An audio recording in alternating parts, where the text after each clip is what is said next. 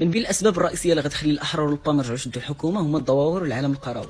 وانا من العالم القروي وغنعاود لكم شنو وقع لي في 2021 باش تفهموا القلب مزيان ديك الوقيته. لقيت راسي مسجل في انتخابات بلا خباري، خدات لاكارت من الدار وتسجلت، وبداو كيقنعوا الدار باش نصوتوا كاملين على الاحرار. وهذا الشيء اللي وقع للجيران ديالنا والناس اللي ساكنين في الدوار.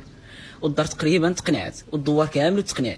انا ديك الساعه ما كانش عندي هذا الوعي السياسي اللي عندي دابا، ولكن واخا هكاك ما رضيتش وما صوتش عليهم وعطيت صوتي اللي كان فعلا كيمثل قناعاتي. هذه رساله للناس اللي في الدوار والعالم القروي، عافاكم ما تقولبوش. فاش كتشوفوا شي واحد عندكم في الدوار لاباس عليه واصلوا فاعل اقتصادي ما تيقوش وتصوتوا عليه غير حيت عنده الفلوس. هذه هي الاستراتيجيه ديال الاحرار والبام، كيمشيو يستقطبوا الزعامه ومالين شكاره في كل منطقه باش يجروا لهم القطيع ويجيبوا لهم الاصوات ديال الدوار كامل.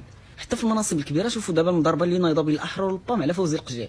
البام مراهنين عليه ومستعدين يعطوه رئاسه الحكومه، علاش؟ غير باش ينسبوا لراسهم ديك الانجازات الكرويه اللي دارت. ولكن اللي بزاف المغاربه ما فراسهمش هو ان القجع واخا ناجح في الكره راه فاشل سياسيا واقتصاديا. راه هو الوزير المكلف بالميزانيه، يعني هو اللي شد البزدان ديال المغاربه وهو اللي مسؤول على الفلوس وشحال عندنا الصرف فين كيمشي. هذا الغلاء وهذه الوضعيه الاقتصاديه الكارثيه اللي وصلنا ليها راه هو من بين الناس اللي مسؤولين عليها وفاشل في التدبير ديالها.